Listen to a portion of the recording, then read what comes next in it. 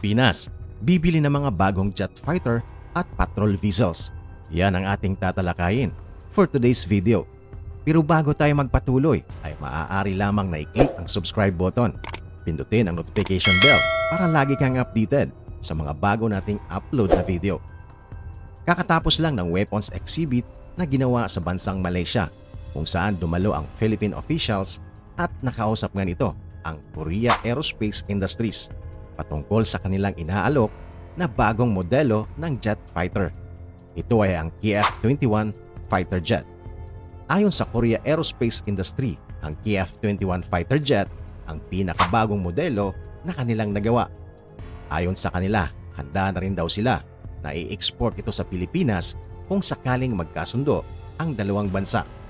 Nagkaroon naman ng interest dito ang Philippine Air Force dahil hindi ito kamahalan kaya maaaring pasok ito sa budget. Patatandaan na marami sa ating defense equipments ay made in South Korea dahil nga sa pagiging affordable nito kumpara sa ibang competitors. Samantala, nag-offer naman ang Sweden ng kanilang fighter jet na tinatawag na JAS 39 Gripen fighter. Kamakailan lang ay bumisita nga dito sa Pilipinas ang pamunuan ng Sweden para ialok ang produktong ito. Kasama nga sa inaalok ng mga ito ay ang kanilang Saab Erieye AWAC. Ito ay isang malupit na radar na nakakabit sa likurang bahagi ng eroplano.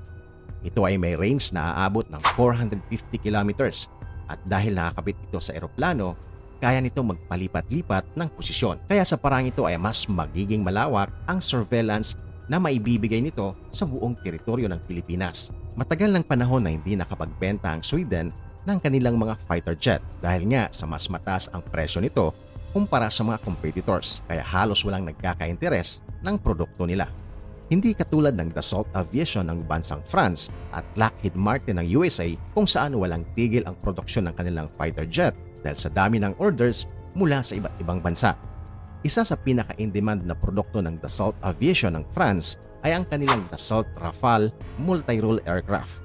At ang in-demand naman sa Lockheed Martin ng Estados Unidos ay ang kanilang F-35 at F-16 Viper. Bagamat ang commitment naman ng bansang Sweden sa Pilipinas kapag ito ay kukuha sa kanila ay kaya nitong i-deliver sa susunod na taon ang unang batch ng orders nito. Dahil sa ngayon ay Pilipinas pa lamang ang gusto nilang i-cater o susuplayan. At dahil nga desperado na ang mga ito na makabenta sa Pilipinas, umaasa ang pamunuan ng Philippine Air Force na magbibigay sila ng magandang deal. Ang JAS 39 Gripen EF ng Sweden ay ang pinakabago at advanced na jet fighter. Kaya di hamak na mas malayo daw ang presyo nito sa F-35 at F-16 Viper ng Estados Unidos. Bagamat may kamahalan nga, umaasa ang Pilipinas na magbaba ito ng presyo dahil kinakailangan din natin ang magandang radar katulad ng Erieye AWAC. Hindi lingid sa ating kaalaman na dumadami na ang presensya ng bansang China sa West Philippine Sea. Kaya mahalaga na meron tayong sapat na kagamitan para ma-monitor ang bawat galaw nito. Samantala, bumisita naman ang bansang Japan sa pamunuan ng Philippine Coast Guard para personal na pag-usapan ang order nito na 5 patrol vessels na nagkakahalaga ng 25 billion pesos. Magandang proyekto ito para maragdagan ang kagamitan ng hukbong pangdagat. At kapag nagkasundo ito, madi-deliver ang mga ito sa taong 2026 at makukumpleto naman sa taong 2028. Sa pagkakataong ito, madadagdagan na ang mga patrol vessels na nagpapatrolya sa West Philippine Sea.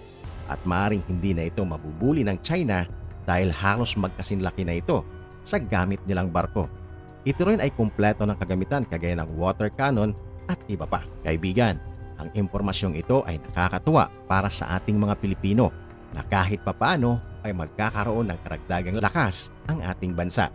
Pero dalangin pa rin natin na sana mas mangibabaw ang kapayapaan ng bawat bansa para walang anumang sigalot na mararanasan ang buong sambayanan. Maraming salamat kaibigan sa suporta at umabot ka hanggang dulo sa iyong panonood. Dalangin ko na sana gabayan ka at pagpalain ka ng buong may kapal. Shoutout po sa lahat ng mga bagong subscribers ng channel na ito. Maaari kayong mag-suggest kung anong topic ang ating tatalakayin sa susunod. Muli, maraming salamat at kita-kita tayo sa susunod na video.